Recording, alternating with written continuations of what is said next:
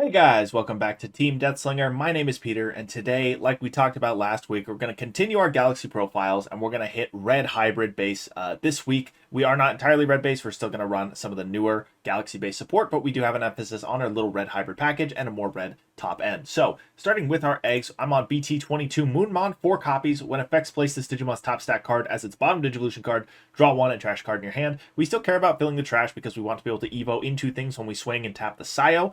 So having trash set up for that is still really nice. I think it's perfectly reasonable to go the Sunmon egg here as well. You'll get a good bit of mileage out of that, but the trash setup's a little bit more natural with this egg, so that's why I'm running it.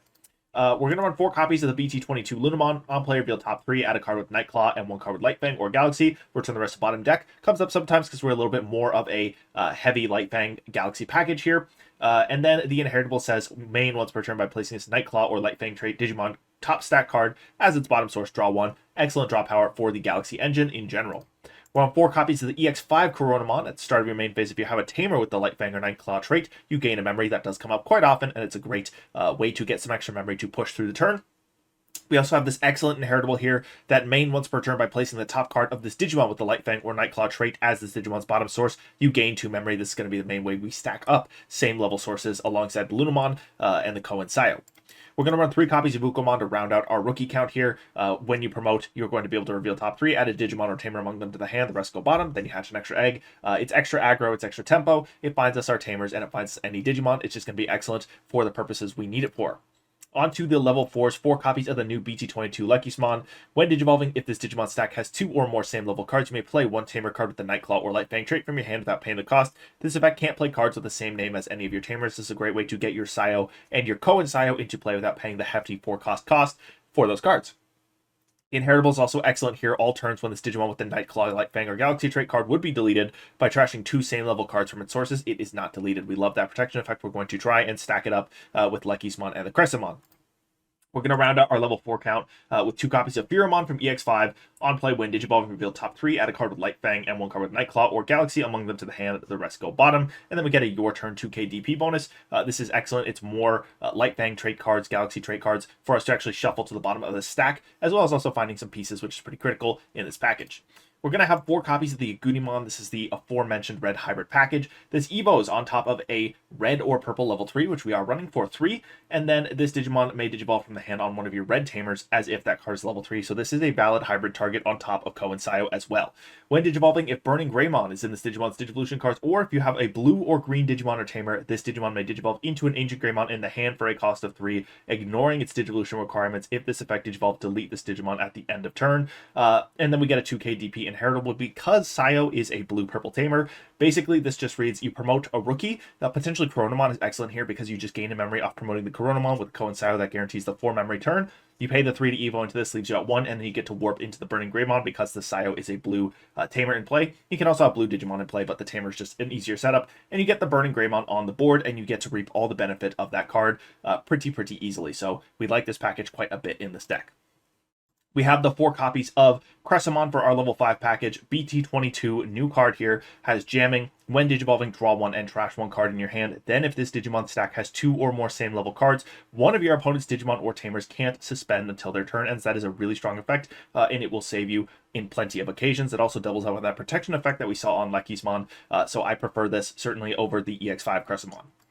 We're going to run 3 copies of EX5 Flaremon when this card will be played or Digivolved into. If you have a Digimon with 3 or more Digivolution cards and the Lightfang, Nightclaw, or Galaxy trait, reduce the play cost or Digivolution cost by 2. That's going to be an excellent way for us to get into a stack extremely efficiently. And then on play when Digivolving, delete one of your opponent's Digimon with 5k or less. That's also a really handy effect. We do suffer a little bit in terms of ways to control the opponent's smaller bodies on the board. Don't have a ton of level 3-4 specific deletion here, so Flaremon's going to kind of cover that base. And this is another 2k DP boost to stack up for our turn.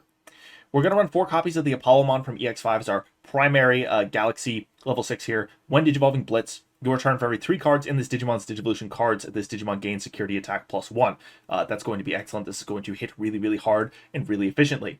Your turn when a card is removed from your opponent's security stack, delete one of your opponent's Digimon with DP less than or equal to this Digimon's DP. That is a pretty healthy threshold here. This is 12k. If you have the Flaremon underneath, you are at 14k. If you have a Agunimon underneath, you are at 16k. And that is going to be worst case scenario. If you manage to shuffle a Firamon underneath and then Evo to the Agunimon, you can get into an 18k body. and he's just going to be really easy to pop a lot of targets on the board with.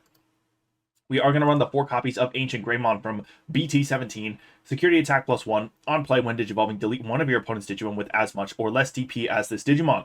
On deletion, return a red Tamer card and 1 hybrid trait Digimon card from your trash to the hand. Then you may play 1 Tamer card from your hand without paying the cost. This is going to net us a pretty good chunk of value here. We can pitch away our Tamers without being afraid and grab back the Agunimon when this dies. And it just basically enables us to have access to this warp play where Agunimon can guarantee us a 14k DP deletion threshold. And if we actually have enough memory to keep turn on the play, we can swing in for 2 checks extremely easily. It's really not that hard to set up, especially with the Coronamon we talked about. That puts us at 4 automatically. If you have the Sayo on board, that's 5. It just comes up pretty frequently, I find. Moving on to level 7s here, I'm on 2 copies of BT22 Omnimon. Has blocker and then decode for a red/black level 3 and a blue/yellow level 3 as well. On play, when attacking, delete one of your opponent's Digimon with the lowest DP, and then when digivolving, for every 2 same level cards this Digimon stack has, return one of your opponent's Digimon to the bottom of the deck. Then this Digimon may attack. This is actually a very, very strong effect for our deck, mostly because we are stacking same level sources very easily with the Galaxy Engine. We have the ability to shuffle our Galaxy trait cards to the bottom of the stack and then evo into something else. So this can potentially get into a really, really scary bottom decking machine pretty late in the game, or if you get a really healthy stack on board, and it's going to be difficult for your opponent to answer unless they have a stack with some bottom decking protection on the board. We are also going to run the 1 copy of Merciful mode from BT9. If you haven't seen this card, it evos for 3 on top of an Omni, otherwise it's going to be 6 on top of our other level 6s. When digivolving, for each card with the Mega trait in this Digimon sources, delete one of your opponent's Digimon, then place 10 cards from your opponent's trash at the bottom of their deck in any order. This is really strong with a lot of the trash decks floating around, especially Megidron being able to deny 10 cards from their trash. Feels really nice. And the start of your turn, you trash the top card of this Digimon. If you do, trash the top card of your opponent's security stack. It's really easy to get 3 Mega Trait Digimon underneath this because you can go into the Apollomon, shuffle it under, get into the AncientGreymon, and then you can go into Omni, and if they can't remove the Omni, you go into Merciful mode, and you're popping 3 cards on their board. Their board's just going to be absolutely decimated, especially after feeling the Apollomon into AncientGreymon. Both of those cards have the DP deletion threshold effect, so it's just going to be really hard for your opponent to feel safe into this deletion package. We're going to run the 4 copies of Wisteria Memory Boost. You can search top 3, add a red or blue Digimon card among them to the hand. The rest go bottom deck. Everything here is red or blue except for the Ukkomons and the Omnimon Merciful mode, so you will be able to hit any Digimon off of the search with this Memory Boost. We're going to run the 1 copy of Gravity Crush here. I actually think it's totally reasonable if you want to go to 3 copies of AncientGreymon and get more Gravity Crushes here. I just have the 1 extra slot, so I'm on 1 Gravity Crush. But this card is fantastic, especially for pushing with extra aggro with the AncientGreymon. Really easy to hit that 6 memory threshold for the Agunimon into swing on that. But this is just a great tool for you to leverage for breaking your opponent's board, pushing per game, especially because Agunimon can evo on top of Koh and Sayo for a cost of 3. So if you need to make some plays to break the board and then evo on top of Koh and Sayo to try and close out the game, Gravity Crush can be a great tool to get you there. We are on 3 copies of the Sayo. Start of your main phase if your opponent has a Digimon, gain 1 memory, and then your turn when one of your Digimon with 2 or more same level cards in a stack attacks by suspending this Tamer, digivolve it into a card with the Nightclaw, Lightfang, or Galaxy, or CS trait in the trash, cost reduced by 2. Really, really easy to swing a stack and get into the Apollomon in the trash for a cost of 1 with the Flaremon and Crescemon. And then we have the Koh and Sayo here. Start of your main phase. If you have 2 or fewer memory, set it to 3. On play, main by suspending this Tamer and placing the top card of one of your Lightfang or Nightclaw trait Digimon as that Digimon's bottom source. One of your Digimon may digivolve into a Digimon card in the hand without paying the cost. This is kind of what makes the AncientGreymon Apollomon combination here really, really nasty. You swing with the Flaremon or the Crescemon that has 2 same level sources underneath it. You get into the Apollomon. It's going to hit for a lot of damage because it's got security attack +1, possibly security attack +2, depending on how many sources are underneath it. You're going to delete something with potentially 16 to 18k or less. Then you can suspend the Koh and Sayo to get into the AncientGreymon. It is also going to delete something with 16 to 18k or less. And then if they delete it, you're threatening to return a Tamer card or hybrid card from trash to hand. So that just gives you pieces back.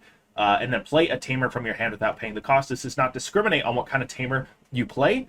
So you can actually also play Sayo or Koh and Sayo from your hand when this dies.